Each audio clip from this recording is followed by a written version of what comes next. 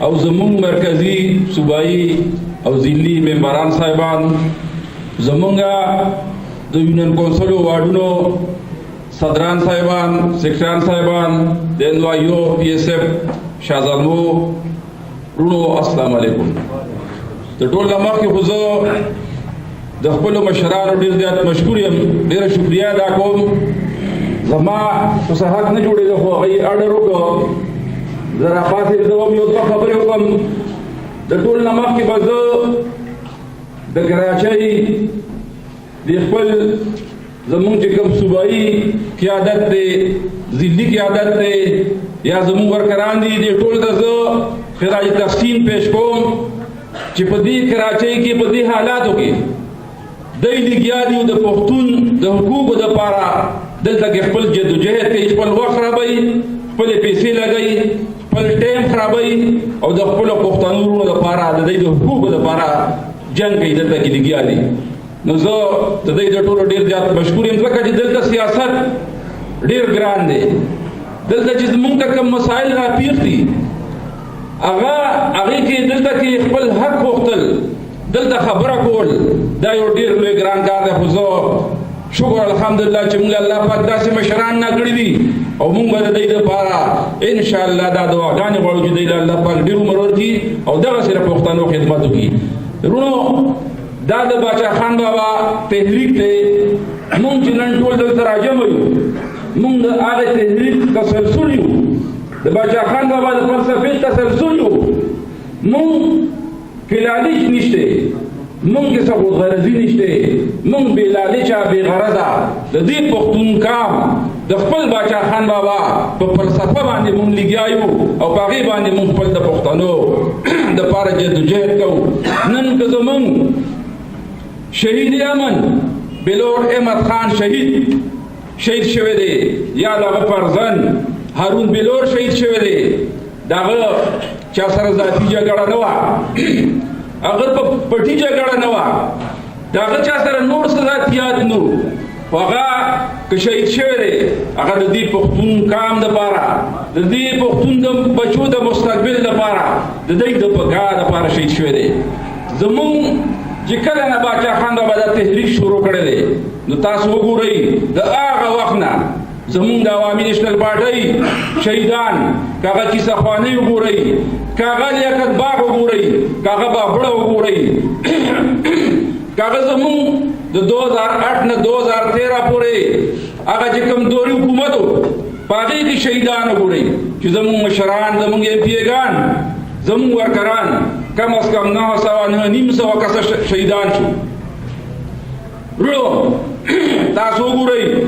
مونږ که شهیدان کیږو، مونږ که وجني،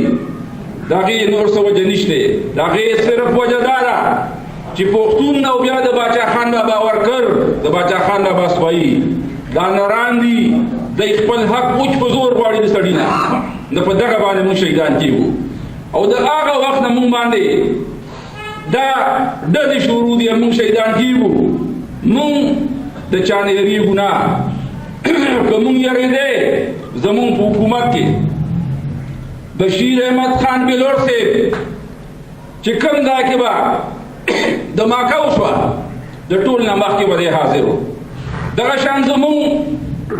میا افتخار هغه به د ټول نه مخکې هلته حاضر و. دا زمونږ نران مشران دي، دا د باچا خان بابا سپایان دي، مونږ د مرګ نه نه یریږو. د وخت ډاکټران هم په موږ باندې وس کړی دی، فرنګیان هم په موږ باندې وس کړی دی، خو مونږ د هغوی نه هم نه یریدلي وو او نه انشاءالله به یریږو. مونږ به د خپل پښتون کام دپاره خپل جدوجهد جاري ساتو او چې داسې نران پښتانه مونږ سره یي نو مونږ د هېڅ چا نه هم نه یریږو او انشاءالله خپل جدوجهد به ساتو او خپل کوشش به کوو. زه خبرې رانه اوږدېږي، خبرې ډېر اوږدوم نه، خو زه صرف دا وایم چې زمونږ په کراچۍ کې کوم پښتانه وروڼه دي، دوی ته به مې دا خواست دي چې مهرباني وکړئ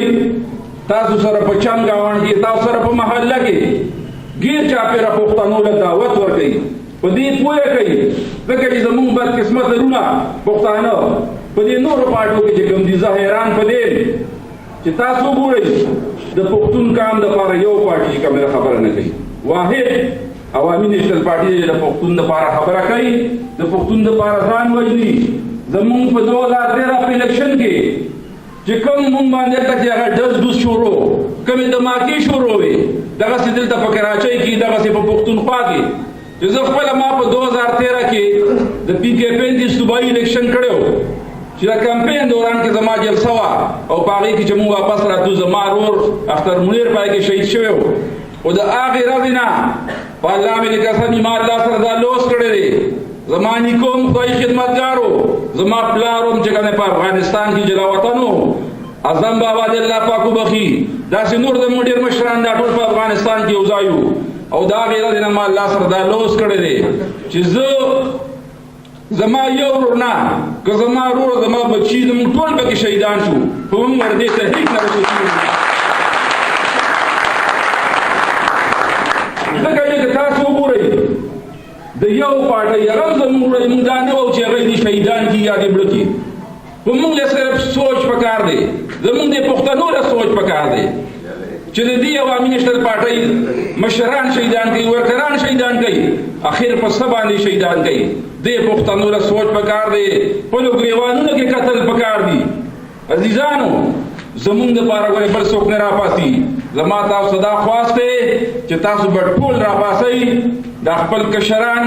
خپل محلې والا خپل پښتانه وروڼو په دې پوهه کوي دا د باچا خان بابا دا فلسفه د هغه دا تحریک د هغه دا میسج یو یو بچي ته ورسوي په دې پوهه کوي چې د پښتون کام د پښتون بقا دا صرف او صرف په دې عوامي نېشنل پارټۍ کې ده زه نور ستاسو ټایم نه علم زه یو ځل بیا ستاسو ټولو ډېر زیات مشکور یم او د خپلو شهیدانو ته به انشاءالله څنګه چې زما د یو ورور خبره وکړه زما نه مخکې زما د مشرانو د وروڼو ټولو خبرې وکړې ډېرې تفصیلي ښکلې خبرې وکړې زه خو ډېر کمزوری یم دومره پوهېږم دا خو ما ته مشرانو حکم وکړو د حکم تعمیل مې وکړو چې یو څو خبرې وکړم که په خبرو کې رانه سره غلطي شوي دی معافي غواړم خو اخر کې دا یو ځل بیا دا یو خواست کوم چې مهرباني وکړئ خپل اتفاق او اتحاد یو کوي او یو موټی شي نه د چا هغه پلار د تاسو نه الیکشن ګټلی شي او نه تاسو ته مخې ته راتلی شي ډېره مهرباني